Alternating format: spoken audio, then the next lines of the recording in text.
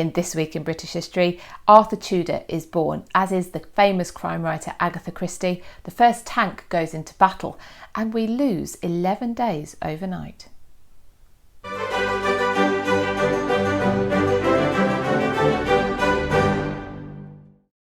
Welcome to the latest episode of This Week in British History with me, Philippa Lacey-Brawl, where I'm going to round up for you some of the events which happened in this week in British history. If you love history and you love British history, then you are definitely in the right place.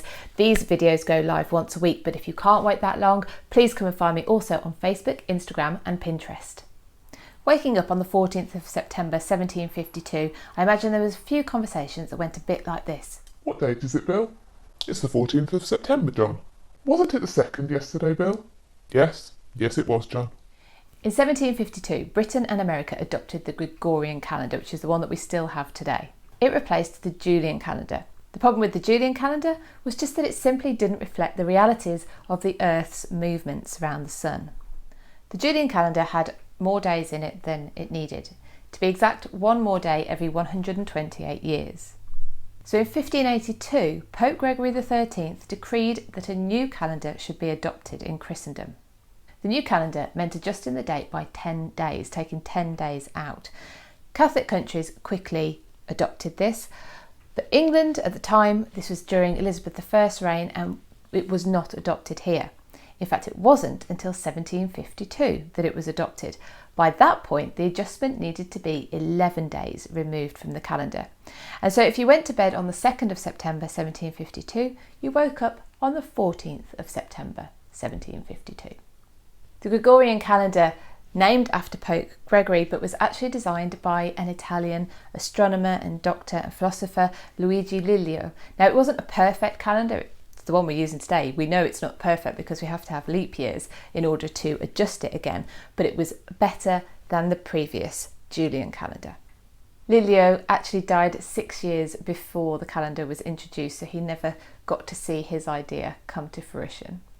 So as I said, Britain and America didn't adopt the new calendar till 1752, but we weren't the last countries to adopt it. Turkey was in fact the last country to adopt it in 1927, and by that point they had to drop 13 days from their calendar.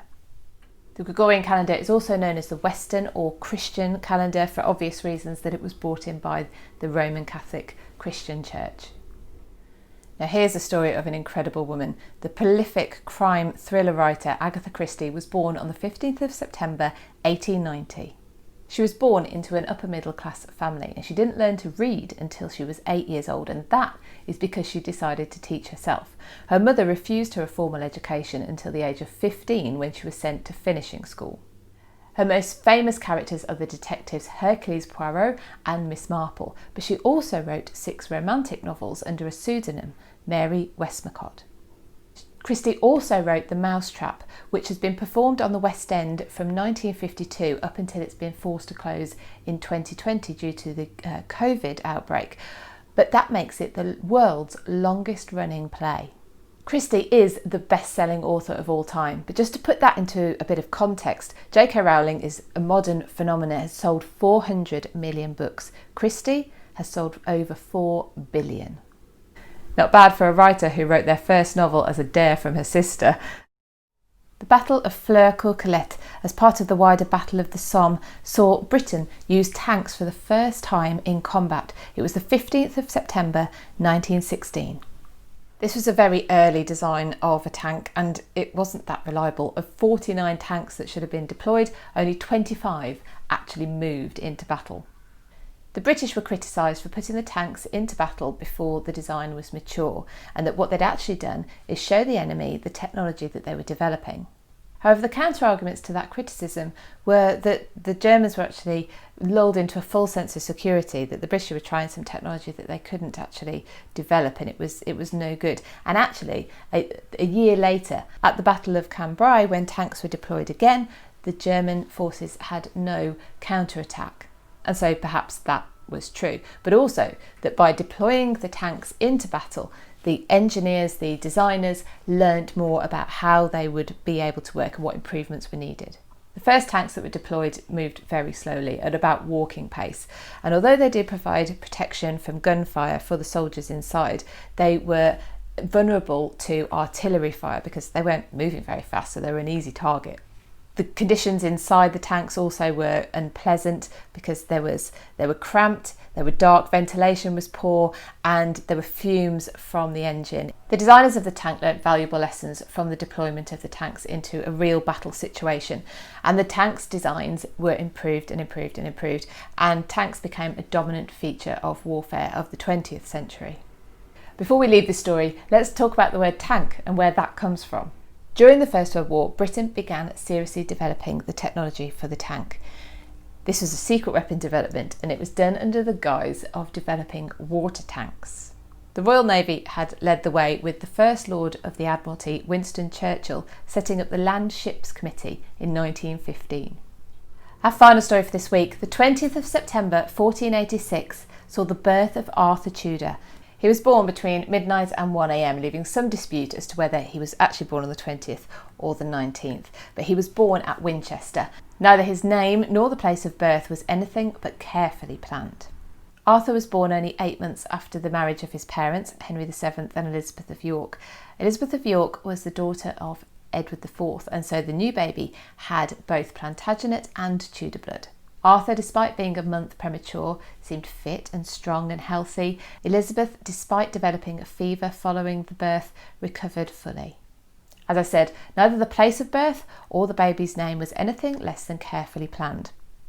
Henry VII had come to the throne the previous August after beating Richard III at the Battle of Bosworth, and many considered usurping the crown. The fledgling dynasty, even with Henry VII's marriage to Elizabeth of York, daughter of Edward IV, which no doubt quelled some opposition to it, was in need of a constant PR campaign, which Henry VII seemed more than equipped for. Henry showed a flair for what we would now call PR, or public relations. And by that I mean that he was very aware of all of how everything looked. And being a fledgling dynasty, having criticism of usurping the throne because his link to the throne was fairly tenuous, he was aware that he needed to stamp the authority of the new regime, the new kingship, on to the minds and the mindset of the people. And Winchester was very carefully chosen for this purpose.